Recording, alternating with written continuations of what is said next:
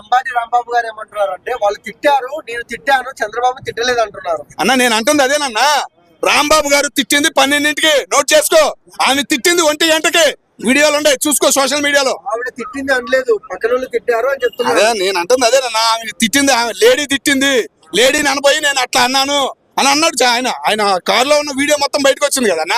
ఆయన డ్రైవర్ ఎవడో సోషల్ మీడియాలో పెట్టాడు. మరి ఇంకేంది ఉదాహరణ నీకు? లేడీని తిడితే ఒసే అనాలి కానీ ఒరే అని ఎందుకు అంటారు అన్నా?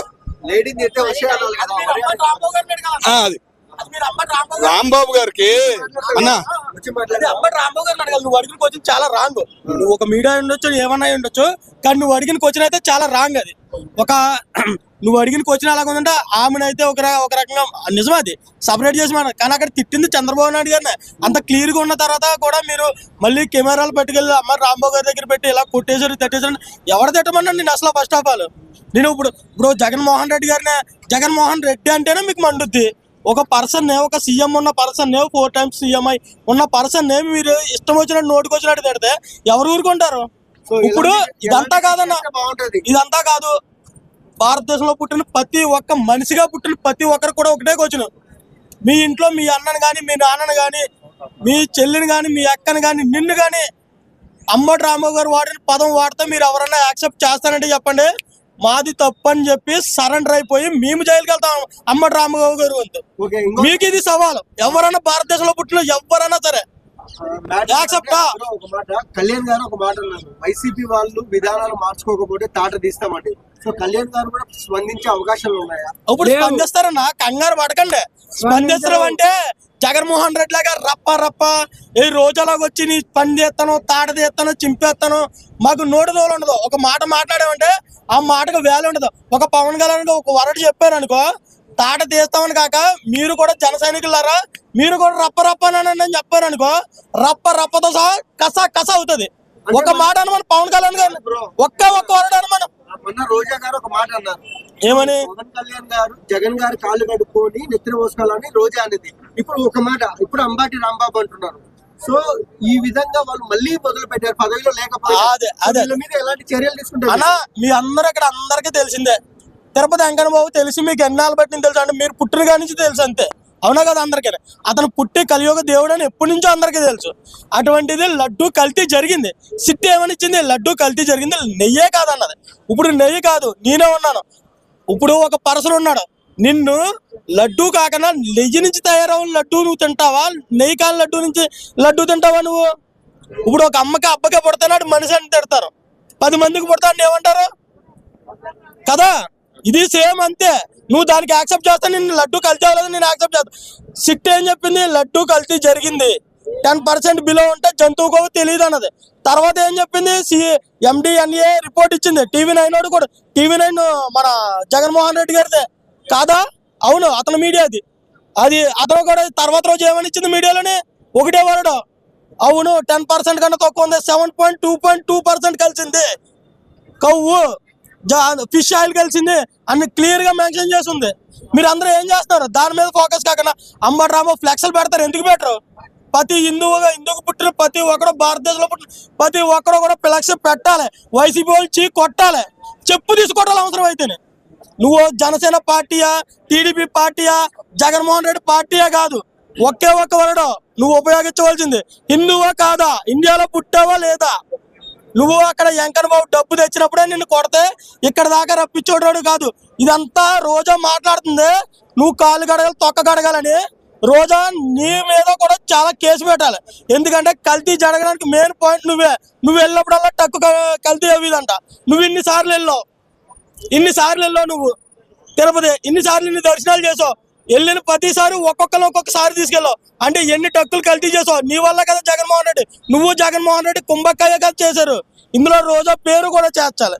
రోజా కాళ్ళు కడుగుతుంది కాదు, పవన్ కళ్యాణ్ కాళ్ళు జగన్మోహన్ రెడ్డి పవన్ కళ్యాణ్ గోటుకు కూడా సరిపడు. ఎందుకంటే జగన్మోహన్ రెడ్డి అని కూడా అవినీతి పరుడని ఎక్కడ అడిగినా కూడా చెప్తారు. అదే పవన్ కళ్యాణ్ మీద ఒక్క అవినీతి ముద్ర చూపించండి, నిన్న తలక తీసి ఇక్కడ కృష్ణగాంధీ పారికెడతానో లేకపోతే మీ ఇంటికి పట్టుకెళ్తారో మీ ఇష్టం. అలా ఇంకొక విషయానికి వస్తే కళ్యాణ్ గారు మంచి చేస్తున్నారు, సో ఆయన మీద బుడద చల్లడానికి రెడీ ఉన్నారు. అంటే ఆయన ఒక మాట మాట్లాడితే 100 మాటలు మాట్లాడతారు ఆపోజిట్ వాళ్ళు. దానికి ఏమంటారు? మీకు అదే చెప్తానన్నా, ఇప్పుడు చెట్టుకి పళ్ళు కాస్తాయి, ఎండాకాలం మామిడికాయలు వస్తున్నాయి, మీ ఇంటికాడ చెట్టు ఉంటది, ఆ చెట్టు కింద మీ ఇల్లు ఉంది, అక్కడ పెంకుటిల్లు ఉంటది, అప్పుడు రాళ్ళు వేస్తే ఏమవుతుంది, నీ ఇల్లు పాడవుతుంది, ఇక్కడ మామిడి చెట్టుకి దెబ్బ తగులుతుంది. సేమ్ అదే దృష్టి పెట్టుకోండి. వైసీపీ పేటిఎం కుక్కలు ఏదో వాగుతుందని మీరు దాన్ని ప్రచారం చేసుకోకండి, ఓకేనా? వైసీపీ పేటిఎం కుక్కని వైసీపీ నుంచి వచ్చిన నేత విజయసాయి రెడ్డి గారు ఒక మాట చెప్పారు సింపుల్ గా, వైసీపీ వాళ్ళందరూ పేటిఎం బ్యాచ్, 5 రూపాయలు పేటిఎం కుక్కలని సింపుల్ గా. వాళ్ళ జాబులు మానేసి అది మానేసి ఓన్లీ ఈ ప్రచారం చేయడానికి ఉంటారు. అంబటి రాంబాబు గారికి కాపు ట్యాగ్ అని వేస్తున్నారు. ఆడు నిజంగా కాపులు వంశంలో పుట్టినందుకు మేము సిగ్గు చేయడుగా తలాలు దించుకుంటున్నాం, మేము కాపులమే. అటువంటి వాళ్ళందరూ కూడా కాపులు అని చెప్పుకుని వేసుకుని ఒక్క రాజకీయాల్లో పలుకుబడి చేస్తున్నారండి. వంగవీటి మోహన్ రంగతో పోలుస్తారు వైసీపీ పేటిఎం కుక్కలు. మీరు అంబటి రాంబాబుని కానీ వంగవీటి మోహన్ రంగతో కానీ పోల్చిన ప్రతి ఒక్కరు ఒక అమ్మకి అబ్బకి పుట్టినోడు కాదు. వెళ్ళి మీ అమ్మని మీ బాబుని అడగండి ఎంత మందికి పుట్టారో.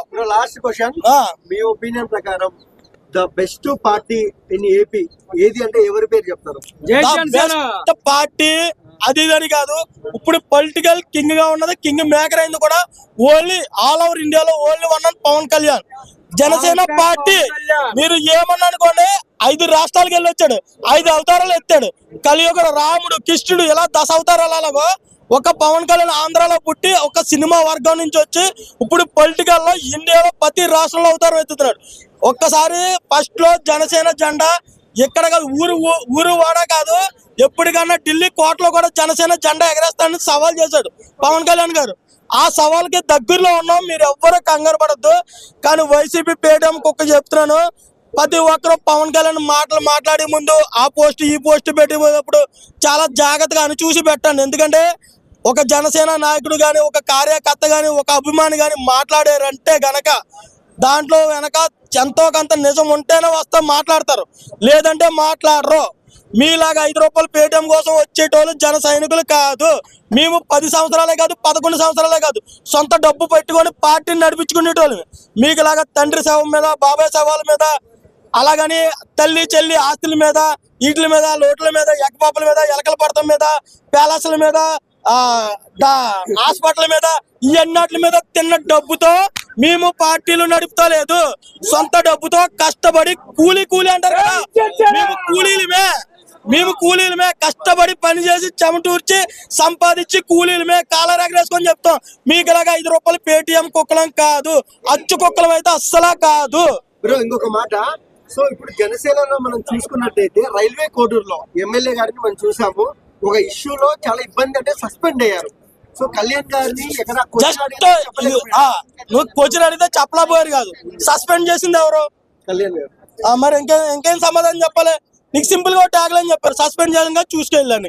ఇప్పుడు ఆమె నిజంగా గనక తప్పు చేశారు, శ్రీధర్ గారు తప్పు చేశారు,